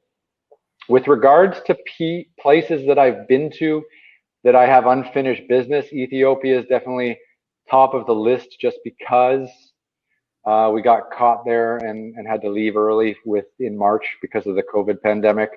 But I mean, kind of everywhere. Like I just feel like, we go into a country for 2 weeks, we film one episode of Extreme Treks and we leave. And even though I spend 2 weeks, and even though we do a trek or a climb, or we walk, 10, 15 miles a day or climb a mountain, I mean, I just feel like I catch just such a sliver of what's actually going on. And I guess that's just the general nature of me. I'm just curious about everything. And, I'd love to go back to China, although that's one of the places the bureaucracy can get you down. I'd love to go back to places like Nepal and India. And, oh my God, India is another place where the bureaucracy can get you down, or if you're filming, in Uganda and Kenya and Namibia. I haven't been to South Africa. I haven't filmed in South Africa yet. South America, endless. I mean, you've had your amazing trips in South Africa, and we've talked about them. So I mean, it's just I love moving, and I said this earlier. Like I travel in pre-COVID, I was traveling 300 days a year, and that was by design. Like I love that life, and I love moving at that pace, and I hope I can get back to that someday, where it's safe for myself and my crew and the people we come into contact with, because I need that. Like that feeds my happiness, that feeds my my passion in my career. And I actually had a session with a psychiatrist a while back. It was part of like an annual physical. And, oh wow. Yeah, I had a physical earlier this year, actually, like in January. I get one every January, and part of it is like a psychological evaluation. And do they say you're crazy? Yeah. She's like, well, what do you do for work? And I was like, well, I travel this much and I do all these kinds of things, and I love it and I'm very happy. And then she's like, well, what's it like when you're not working? And I'm like, it's not great. Like it's, like when I'm working, I'm up here. And then when you come back from those trips and, you just kind of drop down a little into a little hollow because you don't have any more adrenaline. You're not keeping yourself up like this. And when you come back, you kind of dip a little and then you're back out and working again. So I just love kind of working all the time. And she's like, wow, that's really like a drug. And I'm like, yeah, it is. It is really like a drug. And she's like, do you feel like that's dangerous at all? And I go, no, not as long as I keep working. And then like 6 weeks later, COVID hit, and I was stuck in an apartment for 4 months with a kitten. But yeah. So I mean, it's definitely there's elements of like living this kind of heightened existence, and then having to come down from that from time to time, and it does kind of concern me. But I, at the same time, if I can go back to that life in a moment, then I would. Yeah. No question. Yeah. Well, I am the same way. People ask me, I'm not doing 300 days, but I'm certainly doing, 150 days. Probably. I do that much, but people always ask, well, don't you, do you ever feel alone or lonely? And I say, well, I travel solo, and I do that intentionally because I like to connect with people organically, because when you are with someone else, if you're traveling, you tend to kind of just huddle together, and you're not as approachable, and you're likely to approach as much as you would be when you're solo, because we all inherent human need connection. And when I'm traveling alone, all I say is I'm never alone, because if you just stop for a moment and turn and look either way, there's always somebody there. And so I never feel that. It's funny. I had my I do my physicals in November or December, and I just had mine last week. Oh, so, geez. How's that liver holding up, Alan? How's the liver holding up? You know what? Everything looked good. The blood everything was fantastic. I mean, even right down to the some people, I think, that are eating and drinking a crazy life, their triglycerides will go through the roof. Mine are like, they're at the floor. They're down here. So because you've got these patio stories where you're drinking wine all afternoon. I've seen them, and I've been, I think we did one together. So I'm not worried about you, but I'm just saying. Let's be safe out there. Be safe. Well, and usually at this, if this weren't, if I wasn't filming this in the morning, we would be, you're drinking water, which I'm proud of you. I'm having a little bit of coffee. And I actually stopped drinking coffee in the pandemic. Up until about 2 weeks ago, I started again. But since like sometime in the end of June, since I got that vertigo, I thought, you know what, I'm cutting out of the coffee. But no, I haven't cut out the wine. That's for sure. And the occasional, I haven't cut out the whiskey. I'm just not drinking today. Yeah. You mentioned you got nominated for some awards for the Asian version of the Academy Awards, and that was for Expedition Asia, right? Or was it for Extreme No, that Treks? was for Extreme Treks, yeah. Oh, it is. So I want to show this little trailer on Expedition Asia, because I know you kind of reworked the format to meet the Asian audience. But let's go ahead and check this out. All right. Oh, Hong Kong. that's me. Oh, here You've we go. heard the name of this iconic city countless times. you're familiar with its reputation. But perhaps you haven't heard of the wilderness bordering this megacity and the amazing opportunity for adventure within it. Join me this week as I travel along the Makelhose and Lantau trails, taking in the most beautiful nature Hong Kong was built upon. 70% of Hong Kong is nature, it's full of mountains and everything, and only a small percent of Hong Kong is actually city.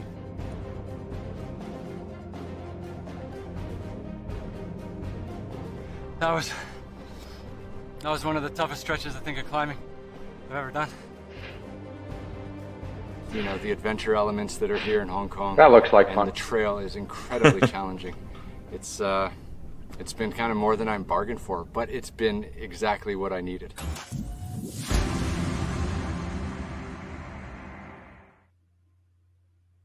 All right, that looks like a trailer that Discovery Channel cut and not me or my team, but it could have been juiced up a little bit here and there.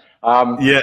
That was the Hong Kong episode for Expedition Asia. So in 2019, we did a show with Discovery called Expedition Asia. We filmed in Philippines, China, Indonesia, Malaysia, Mongolia, Taiwan, Thailand, Kyrgyzstan, India, and Hong Kong. I think that's 10. And then, yeah, I mean, that was one of the best years I've ever had, travel and filming wise. 10 expeditions, 10 months, some of the most amazing trips around Asia. And now that came out actually while we were locked down in Istanbul. It came out in early June, I think. Okay. And it's been doing quite well. And we'll put that into the awards hat for next year. Okay. Yeah, but this year we got nominated for 5. They're like Asian Emmys, because our show Extreme Trek comes out on BBC Earth in Asia, as well as Amazon Prime in North America. So, but yeah, we're very, very excited to get so many nominations. And I think the thing that I'm most proud of is that we were the only like independent television show to be nominated. So, you know, you make independent TV, I make independent TV, and not a lot of people know the difference. You know, like my TV shows, like we don't get broadcaster support. Really, I produced my own show. I created my own show.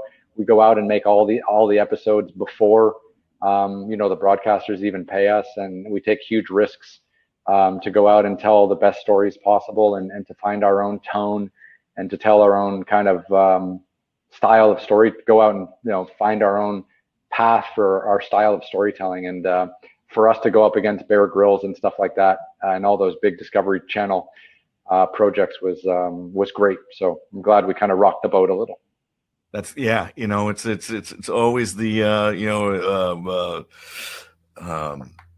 David and Goliath, right? You know, you want to always go up. The little guy has to go on and take on the big guy, and you know, sometimes you just have to be smarter, more agile, more nimble, and different. And well, if we don't tell independent television, Alan, then everything we watch is going to be an advertorial or a competition, or so heavily dramatized that you can't watch it. And that's where we are as a society of content creators.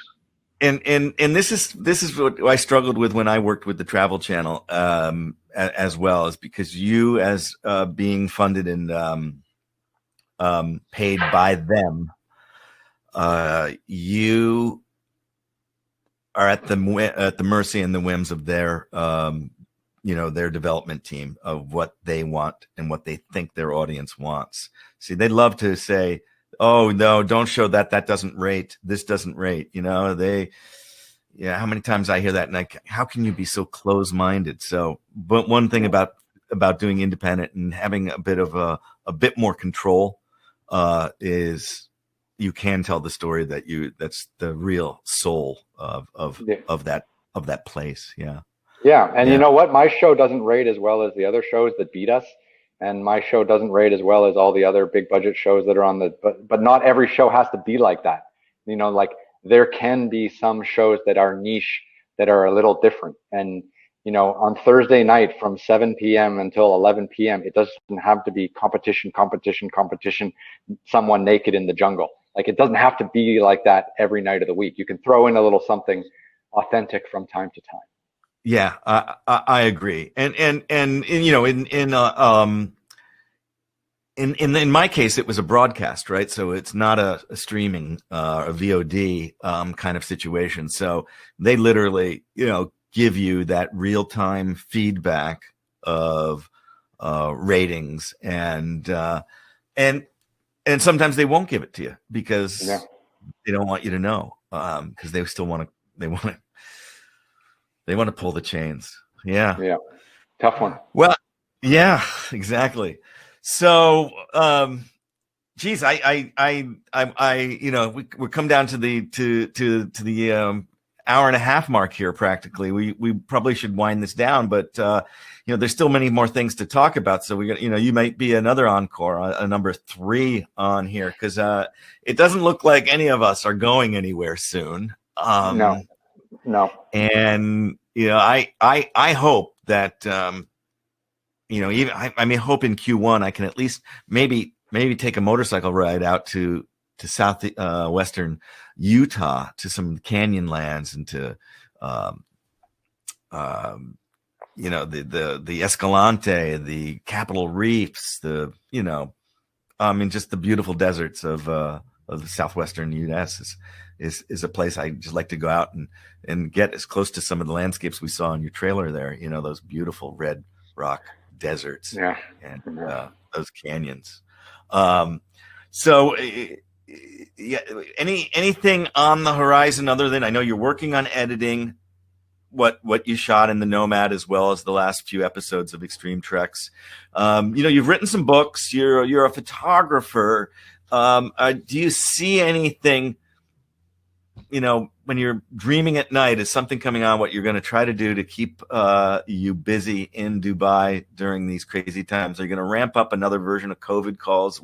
What's going on with Ryan? How are you going to get through this part of the craziness now that you're in another country?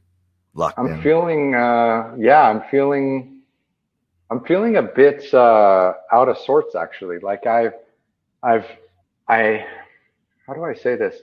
You know, like when I was in Istanbul, it was hard for 4 months, but I knew like it was an emergency situation. You know, the world was closed, and it was something that had to be done. But now I'm in Dubai, and I feel like Dubai is quite open, and people are all doing their work and going about their daily lives, and I don't fit in here. Like, I'm supposed to be here for a few days, and then I'm supposed to go back out there somewhere. And I didn't ever really set up my life in Dubai to be in Dubai. That's kind of why I was here. And I really, the first 4 weeks now I've been back, I'm really kind of in shock, and I don't know how I want to navigate my time here, because there's not a lot of you know, storytelling I want to do, and you know, I tried to get a few Instagram live chats up in the last few weeks, and I did one with you the first week I was back, and but people are busy again, and it's hard to schedule down people. At least I did 100 COVID calls and Instagram live chats when everyone was stuck, and it was really easy to book in people. And now it's tough to book people in. So I don't know. I haven't come to terms yet with how I'm going to spend this time. And I guess deep down inside, I'm hoping, you know, in January or February, I'll be able to somehow get back to work. And whether that's a tourism bureau that, you know, invites us to come someplace, or a broadcaster that picks up a show idea, or a sponsor that wants, you know, us to build on something that I've pitched, I just don't know where that's going to come from yet. So, you know, when I was stuck in Istanbul, it was almost like it was okay, because everyone was kind of stuck, and now I'm surrounded by everyone kind of going around about their daily lives. Like, Dubai is still quite free, and people are going to work and doing all the things that they normally do, but everyone's wearing masks and social distancing and stuff. But I feel more out of sorts here than I did in Istanbul almost, and I'm really struggling, like, being in a city and not having. I was telling someone this the other day. This is the first time I've been to Dubai in 3 years where I landed and I didn't already have my ticket out.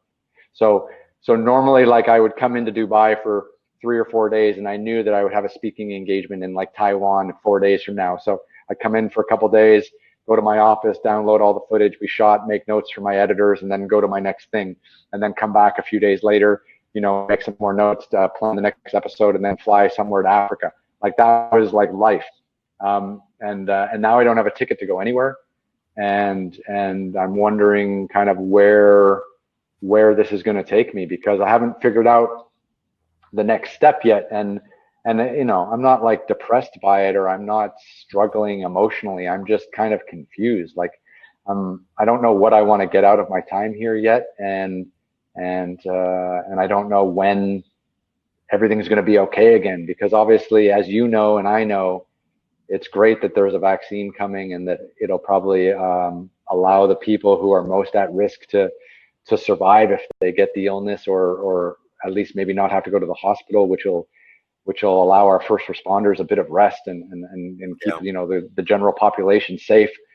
But for 7 billion people to be inoculated, or for it to be safe for me to travel from Dubai to St. Louis, and then from St. Louis to Sao Paulo, and then from Sao Paulo to Johannesburg, and then back to Dubai, like, I don't know when that's going to be possible ever again, or within the next 2 years. So this whole idea that the vaccine is going to somehow put everything back to normal in 2021, I think, is a bit of a falsehood.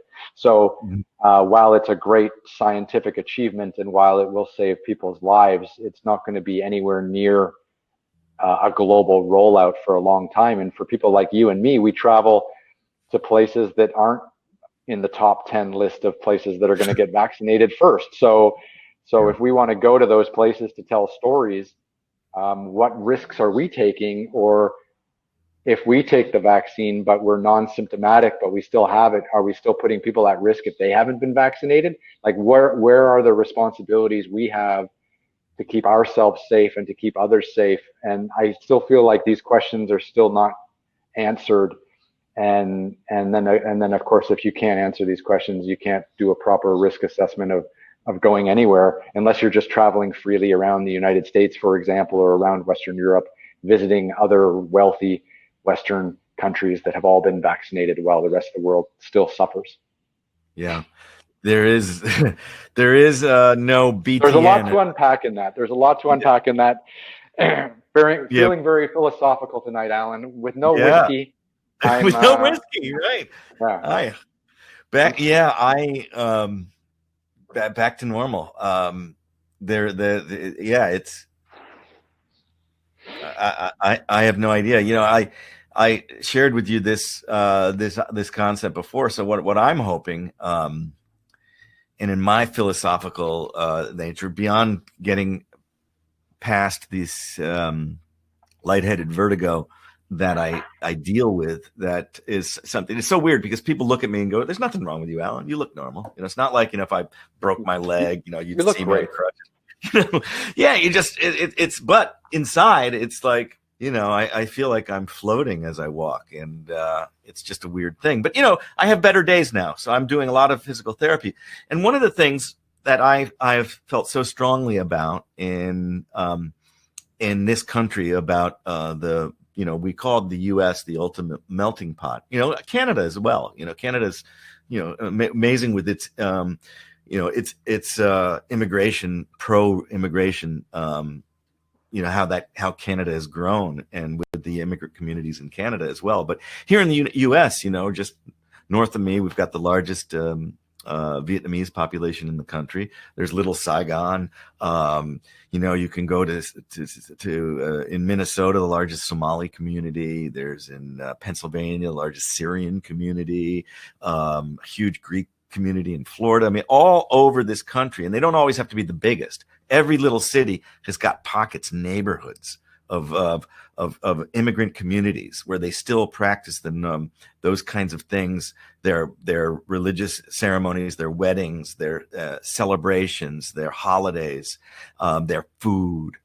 And for those people, I've always said this, like, I want to do what you do, Alan, and travel around, but I can't, And I said, well, you can travel in your own backyard if you just decide to go over the railroad tracks or whatever it is, go over that road, and you can find a rich culture in terms of the people. Okay. Yeah.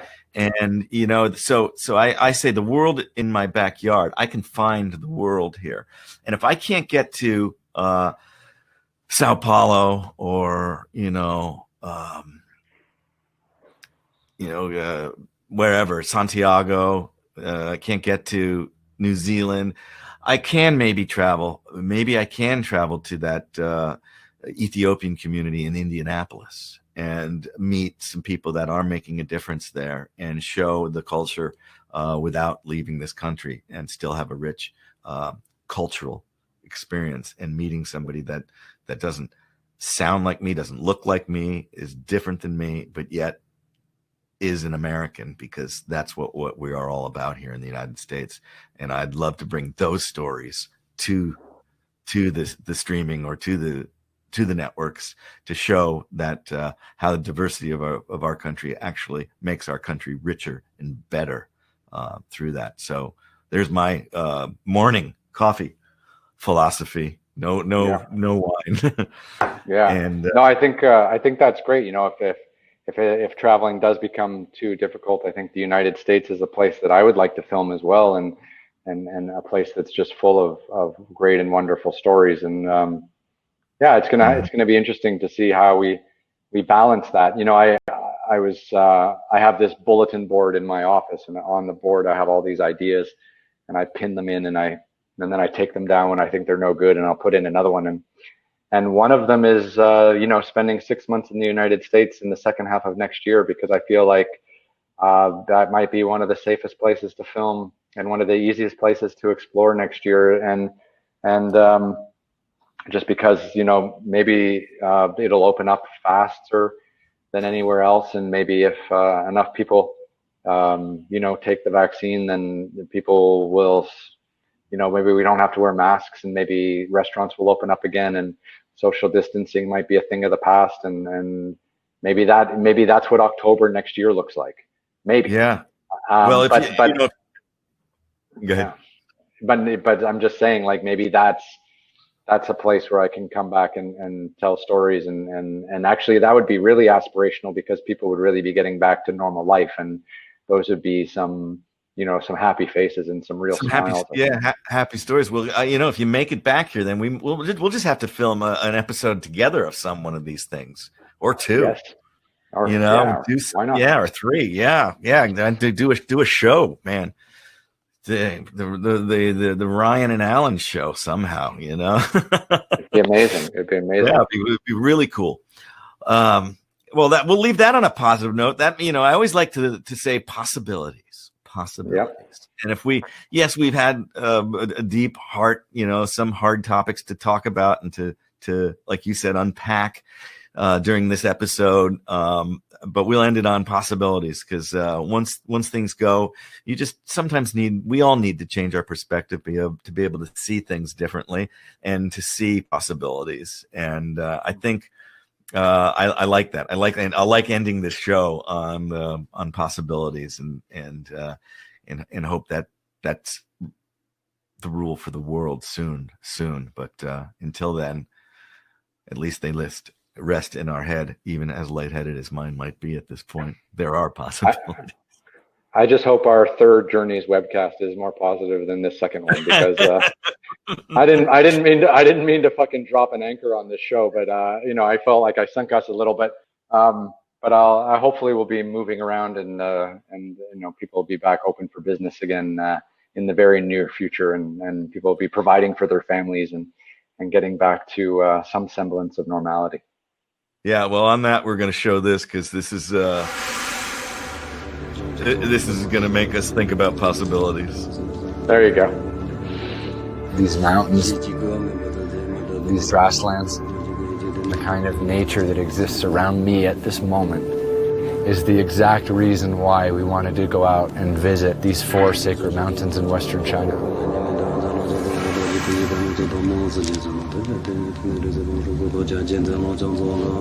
To show up at one of these sacred mountains and not really fully know or understand what we're about to engage in, and then just give yourself to the process. It's so challenging. And it starts now. These trips are different. I live in a big city, and to be able to come out here and be off the grid, we're walking, we're trekking, we're hiking, we've got yak caravans, got Tibetan guides. Part of it is spiritual. I want to understand a little bit more about why these mountains are sacred. I wanted to see that with my own eyes, to learn more from the pilgrims that we are sharing this trail with, and to see their excitement. Oh, and the little guy goes up top.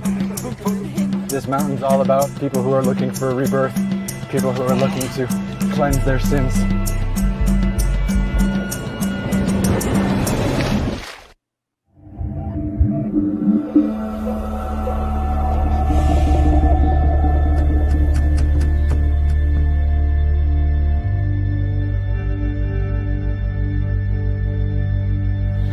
No luck so far. You do feel a strong connection with the struggle and the nature and what you're seeing and what you're doing. Pinch me. It's stunning. You come out here and all you got to do every day is just wake up and walk. We're in the roof of the world. We're just trying to get around a mountain, one step at a time. It's just killing me. To push yourself even when your body is asking you to quit. It's the most extreme feeling. It makes you earn your faith. This storm doesn't look like it's going to stop, so we just got to keep moving through it. Mother Nature is ruthless. We've been walking in this thunderstorm, not entirely safe. And if you really don't respect that, Mother Nature will kill you. Now we gotta get back to civilization safely. Windburn, sunburn, altitude sickness. I think at the moment I have all three. Don't know if I can keep going. It's been more than I've bargained for. Don't do that at home. Every day you carry on and every day you grow a little. Yeah. I'm not an overly spiritual person, but this mountain just rocked me to my core. Whether you're Buddhist, Taoist, Muslim, Christian, or atheist like me, it's really just doesn't matter. Through that process, you gain some kind of enlightenment. And it is just like an oil painting, absolutely beautiful. We've got a great story to tell.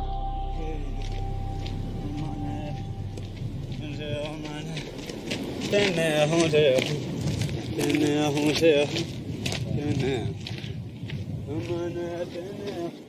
haven't watched that in a long time. Yeah, see, sometimes it's good to kind of go back, especially in this time when we're having a hard time seeing forward. Yeah. That's how Extreme Treks all started. I did a 4-episode pilot about all the sacred mountains in the Tibetan world, and I was doing the treks with the local pilgrims, and that was kind of how that whole trekking thing started. And and then we just did our season 3 of that, which we got nominated for. So it's been a unique journey. It has been a fantastic journey, and it's so great that you came on to the Journeys Webcast to share those journeys and to go back and look at some of the great work you've done, Ryan. And we have lots of possibilities, and I really do look forward to our ability to continue to share stories. However we have to do it, whatever challenges we have to overcome in order to tell them, but we can do it, and maybe there is that possibility we'll do it together someday. But we'll get you on for episode 3. Your third encore performance. That's definitely coming up. I will. Anytime. Last words of wisdom before we shut down the webcast. Yeah, I mean, let's hope 2021 is we're in a better and more positive space, and I hope everyone, given the current circumstances, can have a happy holidays, whatever your faith, and let's all come together a little bit and regroup and try to make 2021 a little bit better, and a little bit more understanding, and a little bit more less shouting and a little bit more listening. I love that. Thank you, my friend. I love you. I appreciate you taking your time. We'll fist bump you right like that, and give Whiskey a hug, and we'll look forward on the last one. Be well. Right. Be well, buddy. Okay. Thank you for having me. Thanks for having me as always. Oh, always. Thank you. This has been the 28th episode of the Journeys Webcast. My guest, Ryan Pyle. Man, it's been great. Thank you for tuning in to the Journeys Webcast. I'm Alan Carl, your host. Be sure to tune us in every Monday. The time changes depending on where we are in the world. This is Alan Carl, and where will your next journey take you? It's been great. We'll see you on the next one. Thanks, buddy. Bye-bye.